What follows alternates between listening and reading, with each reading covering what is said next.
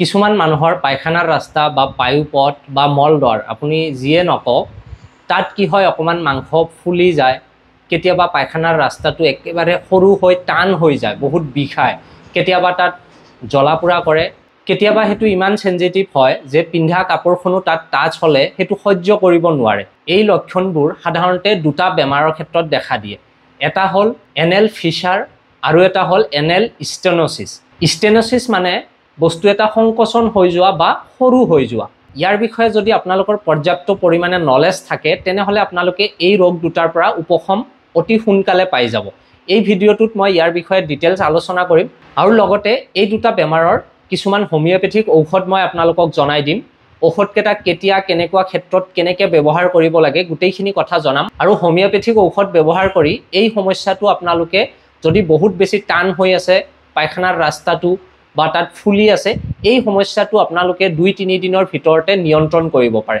So আপোনালোকে প্ৰথমতে জানি লওক যে এনেল ফিচাৰ কি হয় আৰু কেনেকৈ হয় মই এবাৰ ৰিডিং পঢ়ি যাম তাৰ পিছত এটো মই এক্সপ্লেইন কৰি যাম আপোনালোকে মন দি শুনিব it is a painful linear ulcer in the long axis of the lower third of the anal canal The condition is very painful and this pain causes spasm of the underlying internal sphincter. As long as this spasm remains, the crack in the overlying mucosa doesn't heal. Thus, vicious cycle is set up, hence a fissure which starts as acute becomes chronic. এইটো বুজিবলৈ হলে আপোনালোকে এই ফটোখনলৈ মন কৰক এইটো যদি আমি আমাৰ পায়খানাৰ ৰাস্তাটো ধৰি লওঁ আৰু পায়খানাৰ ৰাস্তাটো ধৰি লওক আপোনাৰ 4 সেন্টিমিটাৰ বহল থাকে সাধাৰণতে আৰু পায়খানাৰ ৰাস্তাটো পায়খানা নকৰা সময়ত হেতু টানকে ৰাখিবলৈ দুটা ৰিং থাকে পায়খানাৰ ৰাস্তাৰ দুওফালে এনেকে ৰিং দুটা থাকে এটা কোৱা হয় এই ভিতৰটো কোৱা হয় ইন্টাৰনেল স্ফিংটাৰ এইটো কোৱা হয় ইন্টাৰনেল স্ফিংটাৰ আৰু বাহিৰটো কোৱা হয় এক্সটাৰ্নেল স্ফিংটাৰ এই ইন্টাৰনেল স্ফিংটাৰটো আমি ৰেষ্টত থকা সময়ত বা পায়খানা নকৰাৰ সময়ত পায়খানাৰ ৰাস্তাটোক এনেকে সংকোচন কৰি ৰাখে 85% কন্ট্ৰেক্ট কৰি ৰাখে আৰু এক্সটাৰ্নেল স্ফিংটাৰে 15% সংকোচন কৰি থাকে বা কনস্ট্ৰিক্ট কৰি ৰাখে ইয়াৰ এটোৰ প্ৰয়োজন এই কাৰণে থাকে যাতে পায়খানাটো অনবৰত উলাই যাব নোৱাৰে বা পায়খানাটো আমি লগা সময়তে যাতে কি কৰিব পাৰো উলাই দিব পাৰো আৰু এই ইন্টাৰনেল স্ফিংটাৰ ভিতৰৰ যিডাল স্ফিংটাৰ আছে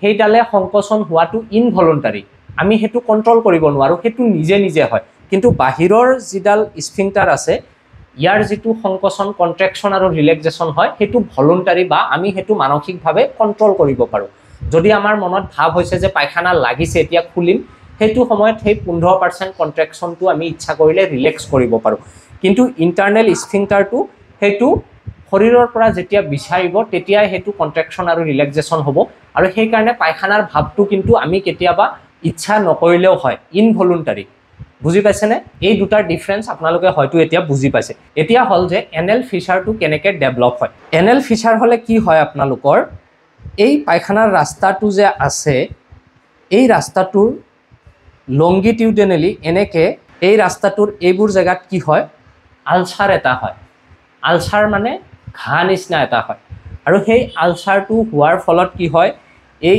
স্ফিংটাৰবোৰৰ চাৰিওফালে বিষ অনুভৱ কৰে আৰু বিষ অনুভৱ হোৱাৰ ফলত কি হয় এই ইন্টাৰনেল স্ফিংটাৰটো যেটো ভিতৰত থাকে যেটো ইনভলন্টাৰী যেটোক আমি মানসিকভাৱে কন্ট্ৰোল কৰিব নোৱাৰো সেই বিষটো আলচাৰ হোৱাৰ ফলত হোৱা বিষটোৰ কাৰণে সেই স্ফিংটাৰটো কি হয় ভিতৰৰ টান হৈ যায় বা সংকোচন হৈ যায় আৰু হেতু সময়ত সংকোচন হোৱাৰ ফলত কি হয় যেতিয়া নৰম চাওক আপোনালোকে ভালকে এইখিনি হৈছে নৰম অংশ একেবাৰে সফট অংশ তাৰ ভিতৰ সাইডে আছে এটো টান এটা স্ফিংটাৰ যেতিয়া নৰম অংশটোক টান এটা স্ফিংটাৰে দুটা সাইডৰ পৰা এনেকে সংকোচন কৰি ধৰিব কি হ'ব এই নৰম মাংসপেশীখিনি বা নৰম অংশখিনি ফুলি নাযাবনে বা চেপা খাই নাযাবনে তাত সৰু সৰু কি হ'ব ক্ৰেকস ডেভেলপ হ'ব বা ফাটি যোৱা নিচিনা হ'ব আৰু তাত যদি আকৌ সেকেন্ডাৰী ইনফেকশন হয় ব্যাকটেৰিয়াবোৰ আহি তেনেহলে তাত কেতিয়াবা পুজ জমা হয় আৰু ফুলি উঠে বস্তুটো মানে কি হৈছে যেতিয়া পায়খানাৰ ৰাস্তাৰ নৰম অংশখিনিত আলচাৰ হৈ তাত বিষ হয় বিষ হোৱাৰ ফলত স্ফিংটাৰটো কি হয় সংকোচন হয় টানি ধৰে আৰু সংকোচন হোৱাৰ ফলত নৰম অংশখিনি আৰু ফাট মেলে আৰু হেতু ফুলি যাব ধৰে এনেকে এনেল ফিচাৰৰ ডেভেলপমেন্টটো হয় আৰু এনেল ফিচাৰ হোৱাৰ এই কন্ডিশনটো কিয় আৰম্ভ হয় আৰম্ভণিটো due to rupture of anal valves by hard faecal matter or foreign body during defecation. Defecation মানে পায়খানা কৰা। প্ৰথমতে যে কৈছিলোঁ আলচাৰ হয়, আলচাৰ হোৱাৰ ফলত ৰিংটো কণ্ট্ৰেক্ট হয়, কণ্ট্ৰেক্ট হোৱাৰ ফলত নৰম অংশখিনি কি হয় ফুলি যায় আৰু ক্ৰেক হয় বা তাত সৰু সৰু ফাট মেলে। এই সমস্যাটোৰ আৰম্ভণি সদায় কি হয়, পায়খানাটো যদি বহুত বেছি টান হয়, টান পায়খানা এটা যদি 4 চেণ্টিমিটাৰ পাইপ এডালেৰে 6 চেণ্টিমিটাৰ বহল যদি বস্তু এটা ওলাই আহিব ধৰে, তাত চাপটো বেছি পৰিবনে নাই, তাত ফাটিবনে নাই। সেই টান পায়খানাটো ওলাই অহাৰ ফলত কি হয়, তাতে প্ৰথম আৰম্ভণিটো হয়। আৰু এনেল ফিচাৰক আমি দুটা টাইপত ভগাব পাৰোঁ। এটা হ'ল একিউট বা ছুপাৰফিচিয়েল ক্ৰেক উইথ থিন মাৰ্জিন। একিউট মানে যিটো কিছু দিনৰ পৰা হৈছে, সেইটো কি হয়, তাত ক্ৰেকটো কি হয় ছুপাৰফিচিয়েল বা বাহিৰৰ ফালে অকণমান ফাটে, নৰম অংশটো বাহিৰে বাহিৰে অকণমান ফাটে, তাক কোৱা হয় ছুপাৰফিচিয়েল ক্ৰেক। আৰু ইয়াৰ মাৰ্জিনটো সৰু থাকে, ফটাৰ যিটো মাৰ্জিন থাকে সেইটো সৰু থাকে। আৰু এটা হ'ল ক্ৰনিক। ক্ৰনিক মানে দীৰ্ঘদিনীয়া। Chronic and deeper ulcer sometimes exposing the internal sphincter at its base. আৰু ক্ৰনিক বা দীৰ্ঘদিনীয়া এনেল ফিচাৰৰ ক্ষেত্ৰত কি হ'ব পাৰে, এই নৰম অংশটো ফাট মেলি বহুত বেছি ফাটিব পাৰে যে ভিতৰৰ স্ফিংটাৰটোও এই ফাটেৰে দেখা যাব পাৰে। আৰু ইয়াৰ প্ৰথম অৱস্থাত লক্ষণ কেনেকৈ দেখা দিয়ে, প্ৰথমতে কি হয় চিভিয়াৰ বাৰ্ণিং, জ্বলা-পোৰা হয় বা কাটিং পেইন, এনেকুৱা পেইন অনুভৱ হয় যেন কটাৰীৰে কাটিছে। কিহৰ কাৰণে, কাৰণ সৰু সৰু তাত ক্ৰেক ডেভেলপ হয় বা ফাট মেলে, তাৰ কাৰণে কাটিং পেইন অনুভৱ হয় পায়খানা কৰাৰ সময়ত। আৰু এইটো পায়খানা কৰাৰ পিছতো বহুত সময় থাকি যায়। আৰু এনেকুৱা ৰোগীবোৰৰ যদি আমি হিষ্ট্ৰী চাওঁ, তেনেহ'লে মেক্সিমাম ৰোগীৰ ক্ষেত্ৰতে কি হয় কৌষ্ঠকাঠিন্যটো কমন থাকে। আৰু আৰম্ভণিৰ সময়ত কি হ'ব পাৰে, পায়খানাৰ ৰাস্তাৰে ব্লিডিং হ'ব পাৰে। আৰু যদি আমি পায়খানাৰ ৰাস্তাটো এক্সামিন কৰি চাওঁ, পৰীক্ষা কৰি চাওঁ বা ডক্টৰে যদি চায়, তাত কি দেখা দিয়ে, a linear tear is seen in the anal canal situated at 6 o'clock position. এই ঘড়ীটো যদি আপোনালোকে চায়, ইয়াতে 6টা বাজিলে ঘড়ীৰ কাঁটাডাল ক'ত থাকে, সাধাৰণতে এইখিনি জেগাতে কি হয়, ঘড়ীৰ কাঁটা 6টা বাজিলে য'ত থাকে সেইটো জেগাতে কি হয় ফাট মেলা দেখা যায় বা টিয়াৰ হোৱা দেখা যায়। Secondly sphincter is in great spasm and it is extremely painful to palpate the fissure. আৰু দ্বিতীয়টো ফাইণ্ডিং কি হয়, যে যেতিয়া হাতেৰে যদি ডক্টৰে চাব বিচাৰে, তেনেহ'লে স্ফিংটাৰ, এই স্ফিংটাৰ দুটা বহুত কণ্ট্ৰেক্ট হৈ থকাৰ ফলত বহুত বেছি পেইনফুল হয়, সেইটো টাচ কৰিব নোৱাৰে। ফিচাৰটো টাচ কৰিব গ'লে পেচেণ্টে সহ্য কৰিব নোৱাৰে, এনেকুৱা ধৰণৰ এটা আনবিয়াৰেবল চেনচেশ্যন অনুভৱ কৰে। এতিয়া মেনেজমেণ্ট বা ট্ৰিটমেণ্ট, এইটো কেনেকৈ মেনেজ কৰিব পাৰি এনেল ফিচাৰ হ'লে। মেনেজমেণ্টৰ ক্ষেত্ৰত acute superficial anal fissure is treated with laxative, local hygiene and topical jelly or ointments for softening and moisturisation. এইটো হ'লে সাধাৰণতে কি কৰা হয়, যদি একিউট কেছ হয় কেইদিনমান ধৰি আৰম্ভ হৈছে আৰু যদি ফাটটো অকল নৰম অংশখিনিত অকণমান হৈছে, তেনেহ'লে এইটো লেক্সেটিভ দিয়া হয় ৰোগীক। লেক্সেটিভ মানে পায়খানাটো যাতে নৰম কৰিব পৰা যিবোৰ দৰৱ থাকে তাক লেক্সেটিভ বুলি কোৱা হয়। লোকেল হাইজিন মানে আপোনালোকৰ সেই জাগাখিনি চফা ৰাখিবলৈ ট্ৰাই কৰা হয়। চিট বাথ বুলি কেতিয়াবা কৰিব দিয়া হয়, মানে কি হয় বাল্টি এটাত কুহুমীয়া গৰম পানী লৈ তাতে কি হয় বিটাডিন সলিউশ্যন অকণমান দিয়া হয়, দি কেনে তাত ৰোগীক সদায় 5-10 মিনিটকৈ পায়খানাৰ ৰাস্তাটো তাত ডুবাই ৰখাকৈ বহিব দিয়া হয়, এইটোক চিট বাথ বুলি কোৱা হয়। সেইটো কৰিলে কি হয়, পায়খানাৰ ৰাস্তাৰ ওচৰত যিবোৰ বেক্টেৰিয়া থাকে সেইবোৰ মৰি যায়, ছেকেণ্ডাৰী ইনফেকশ্যন হোৱাটো সম্ভাৱনাটো কমি যায়। আৰু লগতে ইণ্টাৰনেল স্ফিংটাৰৰ কি হয় কণ্ট্ৰেকশ্যনটোও অকণমান ৰিলিফ হয়। তাৰপিছত দিয়া হয় কেতিয়াবা অইনমেণ্ট দিয়া হয়, জেলি টাইপ, সেইবোৰ লগাবলৈ দিয়া হয় যাতে বস্তুখিনি মইশ্চাৰাইজ হয়, ছফ্ট হয়, যাতে কণ্ট্ৰেকশ্যনটো ৰিলিফ কৰিব পৰা যায়। আৰু লগতে পৰ্যাপ্ত পৰিমাণে ফাইবাৰযুক্ত খাদ্য খাবলৈ দিয়া হয়, যেনেকুৱা ফল মূল, শাক পাচলি আৰু মাংসটো কেইদিনমানৰ কাৰণে বন্ধ কৰি দিয়া হয়। ছেকেণ্ডলি যদি ক্ৰনিক বা দীৰ্ঘদিনীয়া সমস্যা হয়, তেনেহ'লে এটা অপাৰেশ্যন কৰা হয় ফিচাৰেক্টমি, আৰু এটা কৰা হয় partial sphincterectomy with excision of sentinel piles. Fissurectomy মানে ফিচাৰটো কাটি কেনে সেইটো এডজাষ্ট কৰি দিয়া হয়, সেইটো ৰিপেয়াৰ কৰি দিয়া হয়। স্ফিংটাৰেক্টমি মানে স্ফিংটাৰটো, এই ইণ্টাৰনেল স্ফিংটাৰটো যদি এফেক্ট হয় কণ্ট্ৰেকশ্যনটো, সেইটো চাৰ্জিকেলি কি হয় ৰিলেক্স কৰি দিয়া হয়, সেইটো এডজাষ্ট কৰি দিয়া হয়। আৰু লগতে এক্সিজন মানে কাটি পেলাই দিয়া হয় চেণ্টিনেল পাইলছ। চেণ্টিনেল পাইলছ মানে ফলছ পাইলছ বুলি ক'ব পাৰে, যে অকণমান চুৱেলিং বাহিৰৰ ফালে ওলাই আছে, হয়তো সেইটো অৰিজিনেল পাইলছ নহ'বও পাৰে। পাইলছৰ বিষয়ে মই কাইলৈ আকৌ এটা ভিডিঅ' আপলোড কৰিম, পাইলছৰ বিষয়ে আপোনালোকে সেইটো ভিডিঅ'ত ডিটেইলছ চাই ল'ব পাৰিব। সো অপাৰেশ্যন প্ৰচিডিউৰ এই দুটা কৰা হয়, এটা হ'ল ফিচাৰেক্টমি আৰু এটা হ'ল স্ফিংটাৰেক্টমি with excision of sentinel piles. ভিডিঅ'টোৰ শেষৰ অংশত মই এনেল ফিচাৰ আৰু এনেল ষ্টেন'চিছ দুটাৰ কাৰণে হোমিঅ'পেথিক মেডিচিন কেইটামান কৈ দিম, সেইকেইটা খালে আপোনালোকে ইমিডিয়েট ৰিলিফ পাই যাব। এতিয়া আমি চাওঁ যে এনেল ষ্টেন'চিছ। ষ্টেন'চিছ মানে সেই একে কথা, সংকোচন হোৱা বা কণ্ট্ৰেক্ট হোৱা বা স্পাজম হোৱা। এনেল ষ্টেন'চিছৰ প্ৰথম লক্ষণ কি দেখা দিয়ে? বিষ আৰু কোষ্ঠকাঠিন্য। এই এনেল ষ্টেন'চিছৰ কাৰণ কি হ'ব পাৰে? এটা হ'ল হেমৰইডেক্টমি। হেমৰইডেক্টমি হ'ল এটা চাৰ্জাৰী যিটো কৰা হয় আপোনাৰ পাইলছ হ'লে। পাইলছটোৰ কাৰণে যিটো চাৰ্জাৰী কৰা হয় তাক কোৱা হয় হেমৰইডেক্টমি। আৰু এটা কাৰণ হ'ব পাৰে ট্ৰমা। ট্ৰমা মানে হ'ল ইঞ্জুৰি বা দুখ পোৱা। সেই ফটা অংশখিনি কি হয়, নিজে নিজে হিলিং হ'ব চেষ্টা কৰে বা মেডিচিনেৰেও যদি আমি হিলিং কৰোঁ, সেই ঘাঁটো শুকোৱা সময়ত কি হয়, ঘাঁটো সেই নৰম অংশখিনি অকণমান ফুলি যায়। ফুলি যোৱাৰ পিছত তাত কি হয়, ফাইব্ৰচিছ হয়। ফাইব্ৰচিছ মানে হ'ল আপোনালোকে কেতিয়াবা অপাৰেশ্যন কৰাৰ পিছত এই ফটোখনলৈ মন কৰক, ইয়াতে চাওক, এইটোক কোৱা হয় ফাইব্ৰচিছ। আপোনালোকে অপাৰেশ্যন কৰিলে কেতিয়াবা হয়তো দেখিছে যে এনেকুৱা ধৰণৰ স্কাৰ টিচু অকণমান থাকি যায় এই ফটোখনত দেখাৰ দৰে। মানে কি হয়, ঘাঁ এটা যেতিয়া শুকায় তাৰ টিচুবোৰ অকণমান পৰিৱৰ্তন হয়, তাৰ যিবোৰ কোষ আছে সেইবোৰ শুকোৱাৰ পিছত অকণমান পৰিৱৰ্তন হয় আৰু টান হয় আৰু অকণমান ফুলি যায়।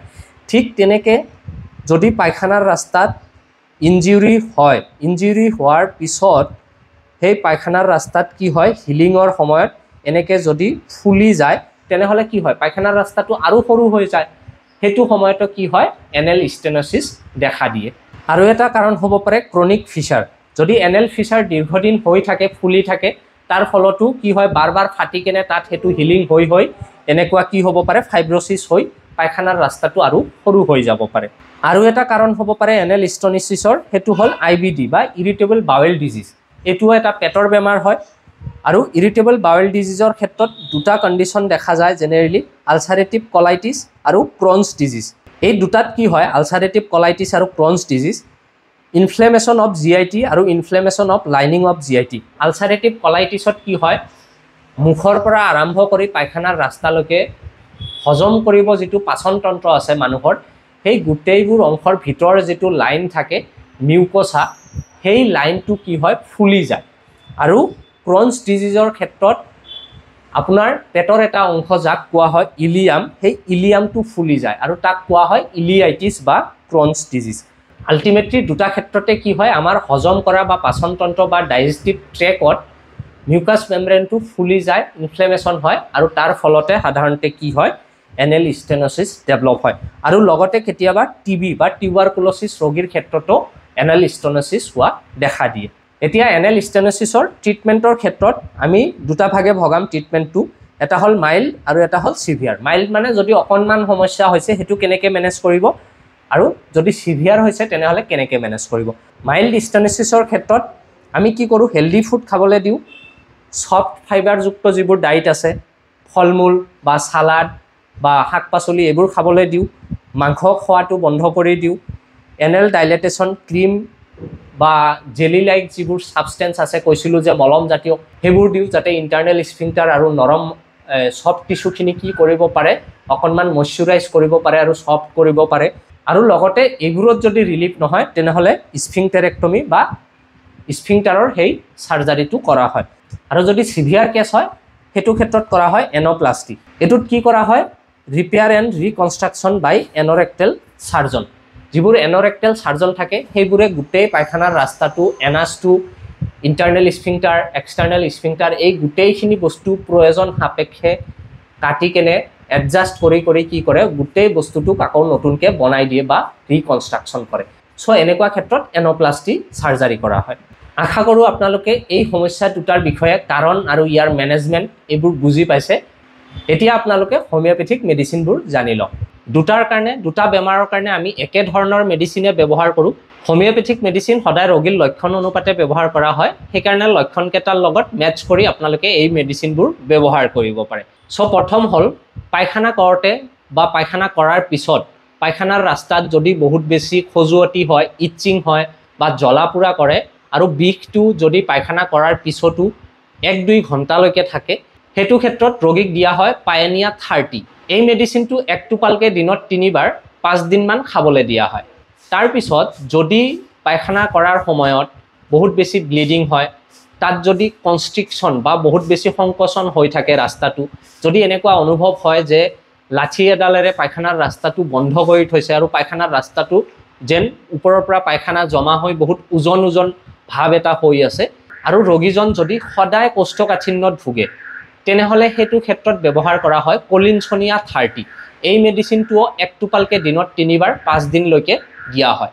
তাৰপিছত হ'ল যদি বহুত বেছি বিষ থাকে আৰু ইমান বেছি চেনজিটিভ থাকে আপোনাৰ পায়খানাৰ ৰাস্তাখিনি, যেন কাপোৰটো টাচ হ'লেই আপোনালোকে সহ্য কৰিব নোৱাৰে, আৰু এনেকুৱা ৰোগীবোৰৰ সাধাৰণতে যদি মাংস খালে সমস্যাটো বাঢ়ে, আৰু কেতিয়াবা এনেকুৱা সমস্যা হয় যেন পেচাব কৰিব যাওঁতেও পেচাব কৰিব ল'লেও পায়খানাটো ওলাই যায়, এনেকুৱা ৰোগীবোৰক দিয়া হয় মিউৰিয়াটিক এচিড 30। এই মেডিচিনটোও এক টোপালকৈ দিনত 3 বাৰ 5 দিনলৈকে দিয়া হয়।